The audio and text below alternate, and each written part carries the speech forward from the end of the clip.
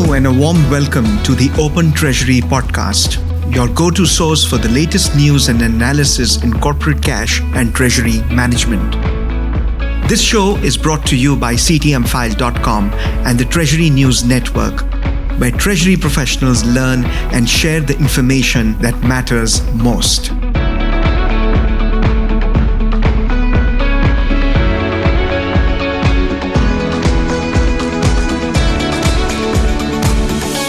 I am Pushpendra Mehta, and my guest for today is Craig Jeffery, Managing Partner at TREASURY. Welcome back to the Open Treasury podcast, Craig. Push, it's good to be back. It seems like we just did this a week ago. Time flies. This week's list of important articles up for discussion is more than usual. We'll touch on economy, APIs and open banking, payments and security. You can find these articles in the show notes from this podcast or by looking them up on CTMfile. Craig, the first story is about central banks around the world lowering their curtain on an era of minimal interest rates. The US Federal Reserve, the Bank of England, the Reserve Bank of India, the Reserve Bank of Australia, and a number of other central banks have all hiked interest rates. Has this been done to primarily rein in inflation, or according to you, there are other factors in play that require tightening of monetary policy? Yeah, I think some of those numbers that you mentioned, Bank of England increased theirs by 25 basis points to 1%. The Fed increased it by 50 basis points. So, the U.S. is now in the range of 75 basis points to 1%. Australia increased it by a quarter of a point to 0.35. As you mentioned, India had moved off of the low, and they're now at 4.4%. Russia, not necessarily a big player in there, is at 14%. Yeah, this general tightening, I think, is primarily inflation related across the board. The ECB looks to make an announcement in July. So they've been a little more resistant to making a change. But I think all of these fit with the supply chain, some of the challenges where we see inflation hitting a number of economies in different areas. So, I think that's the primary reason. The next story, Craig, is about the continued appreciation of the US dollar. The US dollar index has risen 14% in the past year and has gained 8% since the start of 2022. The dollar is riding a high and continues to strengthen despite inflation in the US at a 40-year high. And analysts believe that the Federal Reserve's policy of tightening monetary conditions will mean a further rise for the dollar. What, according to you, are the primary factors for this rise in dollar? And do you think the dollar will continue to rise going into the future? As we look at what's happened here, with the dollar strengthening, that's largely due to interest rate rising expectations there. I'm not sure how to account for some geopolitical turmoil, and there tends to be a flight to some of the most stable currencies, or the US dollar in particular. I'm not sure how to weight those. Some economists could do that, but those are certainly driving this rise in the US dollar. It's certainly forcing the strengthening.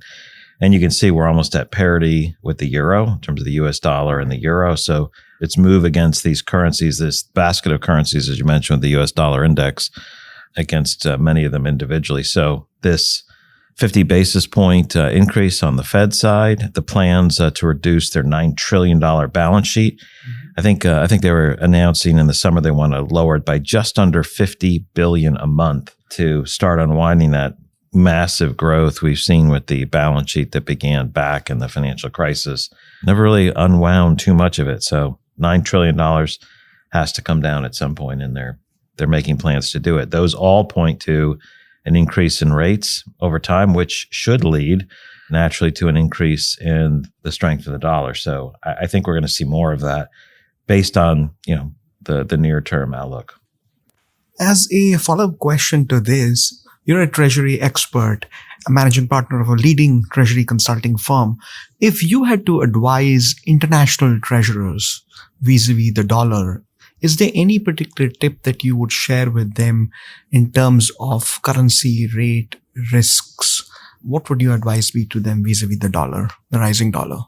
That's a good question. I think the shift in currency should flow from, an organization's risk policy, particularly around currencies. The goal of most companies' risk management policy or strategy around currency should be to keep the volatility that they experience in their balance sheet and in their income statement in line with their risk appetite, not just their capacity, but what they're really willing to bear. This shouldn't change the overall strategy. Now, the fact that they have different tools and you can work within an envelope of what you do to hedge or to take these things into account, you can move and adjust within that envelope, but you should still be sticking by your overall plan and working within that range. That's the only rational thing to do other than be speculative, which is not something we should take after. Now, those that are trading, are going to face challenges, especially for exporters. Mm-hmm. Strengthening the dollar makes it great to buy, but makes it harder to sell if you're a U.S. dollar denominated organization. So I think that's going to be problematic. I know in that article that you referenced, there was around 20 large companies that were noting the problems that this was causing them due to that strengthening. Will that also lead to opportunistic buying opportunities for other entities due to a strengthened dollar globally? I don't know, but certainly the moves have been significant enough to indicate, a review of what are the opportunities. When do you make decisions to acquire companies? So just a number of options there. Those make for some very interesting recommendations. Craig, moving forward to APIs and open banking. APIs and open banking, as we know, is one of the most sought after treasury technologies for the last few years. Our first story in this section is about treasury management software firm GTreasury's collaboration with Moody's Analytics to enable customers to seamlessly leverage the latter's asset and liability management product, which is now available as an interoperable and integrated component within GTreasury's software as a service ecosystem for treasury and finance teams. So, Craig, if you were to advise small and medium-sized financial institutions and they were to ask you, what do you think is the main benefit of this collaboration, what would be your opinion? I'll start taking a step back, and I see this as a continued ecosystem play. The power of a network is what you can do on the network. How big is the network? And this continues to expand the capabilities. In this case of GTreasury, I think this is also, part of the API discussion, right? They're able to integrate more readily and more rapidly. But what's interesting about this story and to your question is this is an interesting play for GTreasury, small and growing financial institutions, small and growing banks. Asset liability management is not the same discipline in banks as it is in corporations. It's far more rigorous. Setting your transfer pricing, managing liquidity risk, reporting from a regulatory standpoint. These are all fairly complex activities. And when you start small, this oftentimes is done in spreadsheets or in homegrown models. And then at some point you outgrow that. And what GTreasury is doing here, it seems, is it's an interesting play. They're offering software. It's like offering software to college students because when they graduate, they're going to continue to use those. And so you train up a generation of people who are familiar with your products. Now, this is not free, et cetera, but the idea that as companies grow, they can do something without having taken a giant step to a big ALM model. They can use it in a regular TMS with this growing ecosystem to do that. I think that's a really smart play because there are a lot of non-bank financial institutions that can benefit from an incremental approach rather than these giant step factors. And so I think that's where I come down on that. I don't know if I answered your question directly, but I think it's a smart play because of the reasons I just mentioned. Craig, moving on to the payment section, the first story in this is about the U.S. clearinghouse stating that it is time to move to the instant settlement process for cross-border payments. Banks are preparing to test real-time cross-border payments as immediate payments continue to gain momentum in the United States. What do you think will be the primary benefits of offering cross-border payment service outside of just global supply chain financing? The more you can use a particular tool the better its function, the better its use. So if I can use real-time payments in the US for faster settlement, less expensive than wires, now I can deploy that across borders. I don't have to necessarily know all the elements of RT1, as part of the single European payments area functions, but now I'll be able to, from the US, send payments over, immediate payments. And same thing, if I'm in the SEPA region, now I can send those into the large US market. So I think this idea of I've expanded my reach without expanding the complexity very much is really, really powerful. Faster is great, and broader makes it more relevant. Now, I don't want to oversimplify what you have to do to track these items and make this work, but the fact that they're looking at connecting these faster payment networks rail to rail, I think is powerful, and it's in pilot now. This is something we all should be watching and see how it proceeds, because I think there's a significant promise. Especially when you start thinking about whether you're a larger company, you may have a lot more resources, or maybe you're a smaller company with the complexity of some of the same large organizations, because you're in so many countries dealing in lots of currencies and have to support that business. This is a real significant opportunity, I think, for not only these payment rails to expand their use, but for companies to take advantage of them. Craig, moving on to the penultimate section, which is up for discussion for today, is about security, insider risk, and human error. The article published on CTMfile, Insider Risk and Human Error Pose Grave Security Threat to Organizations, states that human error is the leading cause of serious insider data breaches, and malicious insiders are IT leaders' biggest worry. Now, these revelations were published in the third Insider Data Breach Survey from Egress. They say secure your human firewall today, and I know you've said that often, because it strengthens one of the most vital areas of your cyber security defense, which is your people, your insiders, or your employees, with preemptive and ongoing employee security training, which is imperative. Do you think, Craig, organizations are doing enough to combat the menace of insider risk and mitigate human errors? And how do you think employees can be your greatest defense or your biggest vulnerability? Yeah. So are they doing enough? That question can be answered both yes and no. Yes, some companies are being very proactive. They're providing significant training, making sure it's done on a regular basis. They're testing their employees. They're showing how important it is. And there are some organizations that are doing enough. The answer is also no. And I'll give that in two reasons. There are some companies that aren't doing it, and that may not be surprising. There's companies, individuals who 33% don't find it very helpful. 67% say, hey, this is, cybersecurity training and technical controls are helpful, and they've got the right tools in place. That's 2/3. Maybe that seems great, but 1/3 say no. They have a contrasted response that 11% say it's time consuming, meaning it's not worth it. Another 8% say our employers don't offer this. 8% believe they already know the security training material. Another 5% regard it as irrelevant. I think the last two categories are fairly similar. Now we offer secure treasury. It's payment and security training. And it's very interesting to see when people sign on to this and companies put their employees through it. Oftentimes in the beginning, they whip through the first course and then they fail. And then all of a sudden they fail the first course, then they have to retake it. Then all of a sudden they're paying a lot more attention. And so I think there's some elements to make sure that the course training is current, it's up to date, it's reasonably challenging. So you shouldn't be able to just guess the general answers. You should know and understand attack vectors, issues, methods of penetrating a company, moving laterally. Whether you're a payment person or executive, there's different elements that are necessary. So making sure that you're setting up a custom plan is important.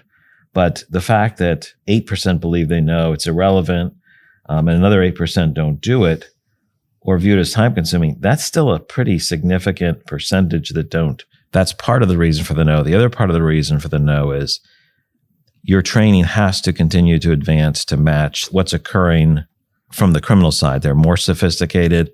They're finding new ways to combine activities. They're getting better yield out of this. And so this is not a situation where it's a done deal. You have to continue to do that. The human element has been the weakest point. And as Adrian Turpak from TD Bank, uses that human firewall example, that is the weakest link by far in many organizations. That's where the losses are coming. This article talks about some of those elements. So I think there's reason for more hope than before, and there's certainly reason for some concern. And so this is a good article to review, gain some insights, be sober, and there's some cause for action, I think, from this as well. Some good research and a nice article. Thank you, Craig. My last question to you for today is, what is your choice for the biggest or most important story of the past week and why? I know you asked for one. I'll give you my second. My second is this real-time cross-border payments, connecting the rails from real-time payments, going ahead and connecting those with the European setup. I think that's really significant. So RTP to RT1, that's really significant. But that's number two. Number one is the insider risk and human error article about the threats, mainly for the reasons I mentioned. But the fact that the attacks continue to escalate, and there's still more than a handful, more than a couple percent of people who don't think it's worth the time or think they know it. That shows that we have significant vulnerabilities as an industry. We see additional warnings coming out from government agencies, and certainly in the U.S., we've seen more of those warnings now. That, I think, is the number one article this week. What's your top pick? It's interesting you mentioned these two. There was an ambivalence. I was first going to go ahead with the dollar story, where the dollar is getting stronger and the forces that are unsettling the stock and bond markets, namely the Fed rating increases, the Russia's war in Ukraine, global sanctions on Russia, China's lockdown, all these buoying the dollar, and its effect on emerging markets would be worth noting as well. So I thought that would be the story. But the more I think about it, I think insider risk and human error, as you rightly said, were the stories that would concern me the most. And that's why I would choose it as the biggest to the most important story. If I may, some years ago, I had gone to London for a consulting assignment on credit cards. And I was talking to the head of a credit card division. I didn't know it then. And then he mentioned that in the year 2000, the credit card of Bill Gates was hacked. And I said, if that can happen to the most powerful and richest people then even now in the world, that means the head of a credit card division and the head of a bank and the head of a retail bank, they're all equally vulnerable. And guess what? He said one thing that you just mentioned now, that employees, insiders, they are people that organizations have to spend a lot of money on and train them adequately. And you use the word ongoing training. So when I read this survey and I started to write this article, I said technology has changed. Things have not really changed. They have changed from a sophistication and technology tools perspective, but from a human perspective, where organizations are saying that people are our most valuable asset. But is it so? If they were your most valuable asset, perhaps there is a time to spend more money and time on security training, and particularly look at these two issues, which is malicious insiders and the human error part. I was surprised when I read the numbers that human error is 84% of it is because of human errors. I was shocked. So yes, I would choose that as my top story, the insider risk and human error. That's a great explanation. I love the reality of the person you talked about in your London trip. I think the other thing that would be useful is if people who are involved in payments or in treasury and different areas of finance and even IT, if they could sit down and see some of the systems that are monitoring the attacks on your web assets, attempts to penetrate your firewall, if you could see the reports and the data and how much is occurring, I think if more people could see that, that would be eye-opening. 67% or 75% say they've been attacked this way or that way. And if you look at what's coming through, there are hundreds and thousands of attacks every day. I can only imagine what really large companies experience. We we have so many, and you can see graphs showing up. We have automated defensive tools that if there's a certain number of attacks from certain IP addresses, it automatically blacklists them or bans that IP address, puts up other defenses, and across the board, these things are constantly, it's like a constant battle.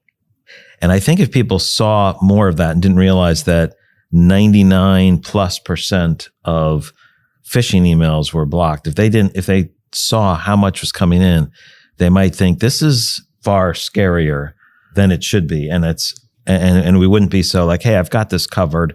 I don't answer the poorly written, phishing email. It's a major impact. Thanks for sharing your points there. Thank you, Craig. That was a riveting conversation. A big thank you to you and to our CTMfile audience for joining us on this edition of Open Treasury. Please subscribe and look in the show notes for the article links. Thank you.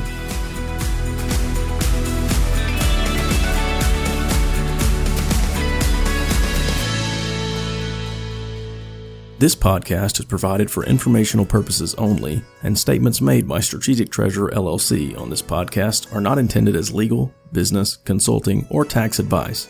For more information, visit and bookmark strategictreasurer.com.